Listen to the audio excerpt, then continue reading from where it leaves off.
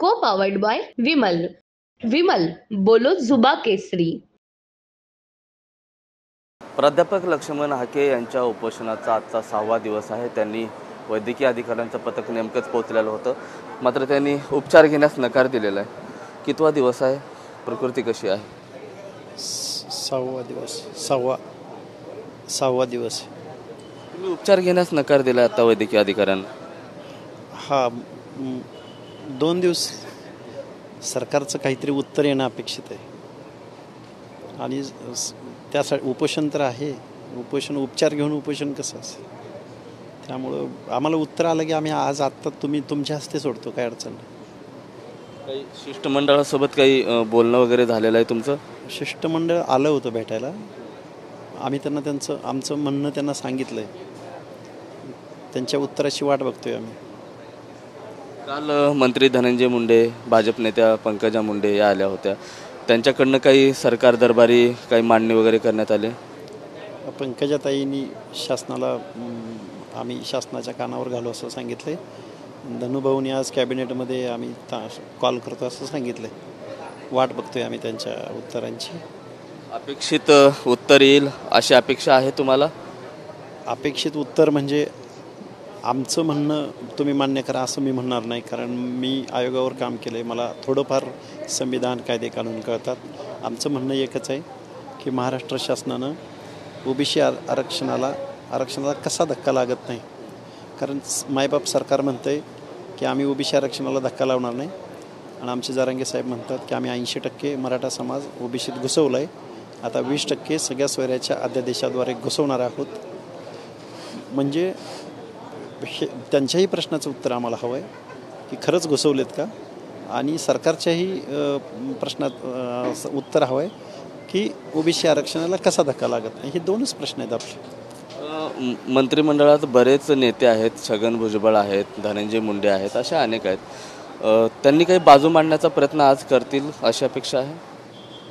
माहिती नाही, पण भुजबळ साहेब बोलत आलेले आहेत, कायम बोलतील. भुजबळ साहेब, वडेट्टीवार साहेब कायम बोलत आलेले आहेत, बोलतील आज कॅबिनेटमध्ये. 6वा दिवस आहे तरी पण शिष्टमंडळाकडनं काही अपेक्षित उत्तर आलं नाही. सरकार गंभीर नाही असं म्हणायचं?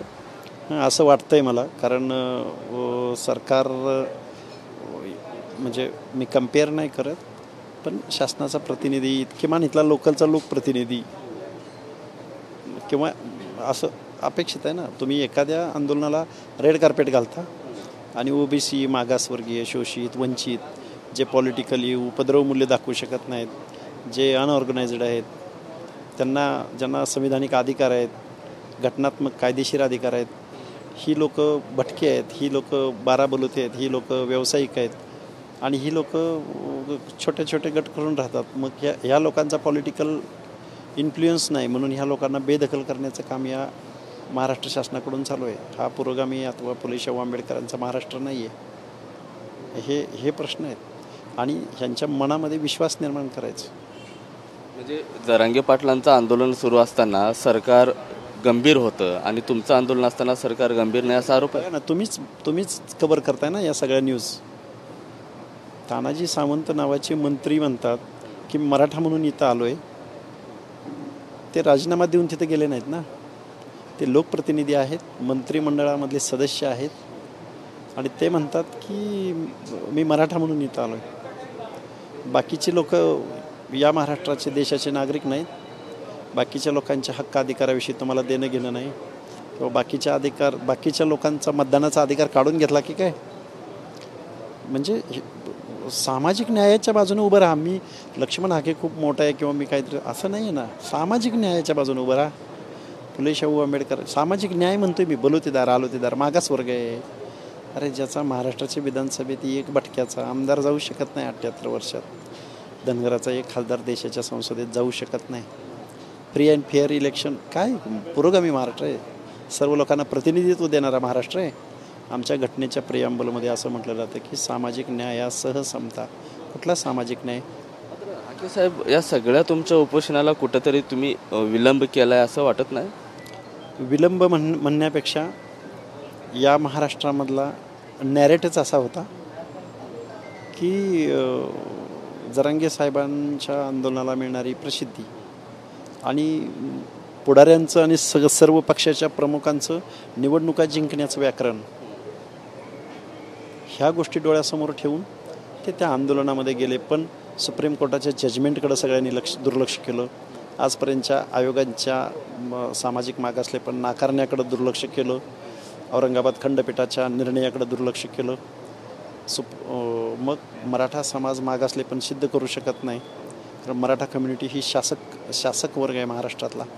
मराठा जर मागास असेल तर मग पुढारलेला कोण आहे? मला लक्ष्मण हाके म्हणून एक आयोगाचा सदस्य म्हणून पुढारलेली कम्युनिटी कुठली आहे की ज्या कम्युनिटीकडे कारखाने आहेत, आमदारके आहेत, खासदारके आहेत, पंचायत समिती आहे, DCC बँक आहेत, कुठली कम्युनिटी? त्या सुप्रीम कोर्टाच्या 650 पानाच्या जजमेंटमध्ये हे सगळं आहे.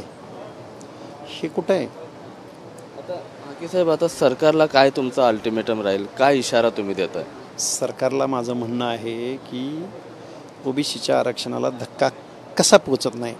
54 लाख नोंदी तुम्ही अर्लियर करेक्शनच्या माध्यमातून, म्हणजे जुने डॉक्युमेंट काढायचे आणि खाडाखोड करायचे आणि सर्टिफिकेट वाटायचे. सर्टिफिकेट वाटायचे असतात का गव्हर्नमेंटनं? नागरिक ॲप्लिकेशन करतो, मग गव्हर्नमेंटच्या वेगवेगळ्या अथॉरिटी त्या चेक करून मग ते सर्टिफिकेट इश्यू करतात. आम्हाला जर एखादं सर्टिफिकेट काढायचं असलं तर 2 महिन्यापासून 4 महिन्यापर्यंत सर्टिफिकेट इश्यू व्हायला वेळ जातो. भटक्या विमुक्ताला सर्टिफिकेट मिळत नाहीत, कारण ते स्थलांतरित असतात, भटके असतात, त्यांना पुरावे देता येत नाहीत. आणि तुम्ही टेबल लावून शासनाच्या संरक्षणात शासन नोंदी घेते आणि शासन सर्टिफिकेट वाटतंय. म्हणजे OBCचं आरक्षण राहिलं आहे, कायद्याचं राज्य राहिलं आहे. हे मग हे सर्टिफिकेट काही रद्द करण्याची मागणी करताय तुम्ही? इरेग्युलर असेल, जे ओरिजिनल कुणबी आहेत ते मंडल आयोग इम्प्लिमेंट झाले तेव्हापासून आहेत. 29 वर्षे मराठा लेट कसा काय होतो? मराठा समाजात कोण विचारवंत तज्ज्ञ नव्हता? आत्ताच जरांगे नावाचा तज्ज्ञ सोशल रिफॉर्मर पुढं आला का? काय कळतं जरांगेंना? मागासले पण म्हणजे काय, VJNT म्हणजे काय, NT म्हणजे काय, मराठा कम्युनिटी म्हणजे काय, महाराष्ट्राचे बलुता कोण, आलुता कोण, भटक्या विमुक्त जाती जमाती विमुक्त म्हणजे काय, जाती म्हणजे काय, जमाती म्हणजे काय, SBC म्हणजे काय माहिती आहे या माणसाला? आणि गव्हर्नमेंट पायघड्या घालतं, रेड कार्पेट टाकतं. सुक्रे नावाचा रिटायर्ड जज त्यांच्या जाऊन पाय चेपतो. हा पुरोगामी महाराष्ट्र आहे? ही लॉ अँड ज्युडिशरीमध्ये काम केलेली, आयुष्यभर काम केलेली माणसं अशा पद्धतीने वर्तन करतात. काय करायचं आम्ही OBCने ते सांगा. जरांगे पाटलांची धास्ती घेतली सरकारनं असं म्हणायचं? निश्चित घेतली. धास्ती कुणाची घ्यावी? धास्ती विचारवंताची घ्यावी. एखाद्या चळवळीचा खूप मोठा गाडा अनुभव डिवोटेड माणसाची धास्ती घ्या ना तुम्ही. काय योगदान आहे कुठल्या क्षेत्रात या माणसाचं? मला उत्तर हवं आहे शासनाकडून. तुम्ही कायदे काढून धाब्यावर बसवताय. म्हणजे गव्हर्नमेंटनं प्री प्लॅन्ड प्रोग्राम घेतला आहे हा, आणि OBC 60% OBC वाऱ्यावर सोडलाय तुम्ही. त्यामुळेच तुम्ही इथं आमरण उपोषण करण्याचा निर्णय घेतला? हे बघा, या देशामध्ये आचार विचार संचार स्वातंत्र्य आहे. कुठल्या गावात आंदोलन घ्यायचं तो माझा विषय. मला आंतरवली सराटीतच घ्यायचं होतं. तिथल्या लोकांचा आग्रह होता, मी तिथंच घेणार होतो. पण SP साहेबांचं वगैरे पोलीस डिपार्टमेंटचं मी ऐकलं, मी 2 पावले मागं आलो आणि मी इथं घेतलंयच ना. इथं काय अडचण होती? आम्ही लोकशाही मार्गाने करतोय, उपोषण करतोय. मी काय काट्या कुऱ्हाडी तलवारी बंदुकी घेऊन आलो का इथलं हे करायला? मी लोकशाही मार्गानं आंदोलन करतोय ना. त्यामुळे कुणाच्या आंदोलनात तेढ निर्माण व्हायचा प्रश्न काय? मात्र असाही आरोप केला जातो, एकीकडे मनोज जरांगे पाटलांची शासनानं धास्ती घेतली. काल परवाचा जर रिझल्ट पाहिला निवडणुकीचा तर वेगळा आला. आता विधानसभेमध्ये असं काही होऊ नये म्हणून तुम्हाला पुढाकार घ्या. कसला काय इन्फ्लुएन्स आहे जरांगेंचा? जरांगेंचा इन्फ्लुएन्स महाराष्ट्रात होता. UP बिहारमध्ये भाजप हरलंय, तिथं काय जरांगे होता का? द्यावं प्रश्नाचं उत्तर. हे यांनी जे बुरखा पांघरलं ना जरांगे फॅक्टर, आमचा मंगेश साबळे नावाचा कार्यकर्ता जालन्यामध्ये उभा होता. या जरांगेचं त्याला मतदान करू नका म्हणून स्टेटमेंट होतं. 1.5 लाख मतं पडली त्याला. कुठला जरांगे फॅक्टर तुम्ही सांगताय? हे भूत आहे. काय लॉजिक आहे याला? बुजगावनं उभं केलं आहे, बुजगावनं. आणि ते ओबीसीच्या ताटातलं जे शिक्षण नोकऱ्याच्या एंट्री पॉईंटला कुठेतरी पंचायत राजमध्ये एखादा पंचायती मेंबर सभापती. हाके साहेब, तुम्ही बेधडक आरोप करताय जरांगे पाटलावर, भीती वाटत नाही? कसली भीती? अरे कायद्याचं राज्य आहे. इंदिरा गांधीचा पराभव झाला म्हणून काही इंदिरा गांधींनी काही तिथल्या लोकांवर बुलडोजर फिरवला का? कायद्याच्या राज्यात राहतोय, मेंढपाळाचा मुलगा आहे हा. महाराष्ट्रातल्या ओबीसीच्या मनात विश्वास निर्माण करायचा आहे म्हणून उपोषणाला बसलोय. आज इथं तरुण वर्ग येतोय. मी आजपर्यंत ओबीसीची मेळावे मिटिंगा घ्यायचो, 50 म्हातारी रिटायर्ड माणसं यायची. आज सगळा तरुण इथं हजारोच्या संख्येनं येतोय. त्या तरुणांना दिशा द्यायची आहे, विश्वास द्यायचा आहे आणि माझ्या फुले शाहू आंबेडकरांचा महाराष्ट्र उभा करायचा आहे. कारखानदारांचा रिटर्न अगेन निवडून येणाऱ्या आमदार खासदारांचा नाही. ते सगळं करण्यासाठी तुम्हाला उपचार घेणं गरजेचं आहे. तुम्ही उपचार काय नाकारता? नाही, उपचार नाकारणार नाही. महाराष्ट्र शासनाला जर ही भाषा समजत असेल, आमचं बलिदान गेलं तरी चालेल, पण आमच्या प्रश्नाकडं ओबीसीकडं दुर्लक्ष करता कामा नये, ही आपली भूमिका आहे. नक्कीच जोपर्यंत शिष्टमंडळ या ठिकाणी येणार नाही आणि आमची बाजू जी आहे आमची सांगता होणार नाही, तोपर्यंत मी उपचार आहे तो घेणार नाही, असा इशारा जो आहे प्राध्यापक लक्ष्मण हाके यांनी दिलेला आहे.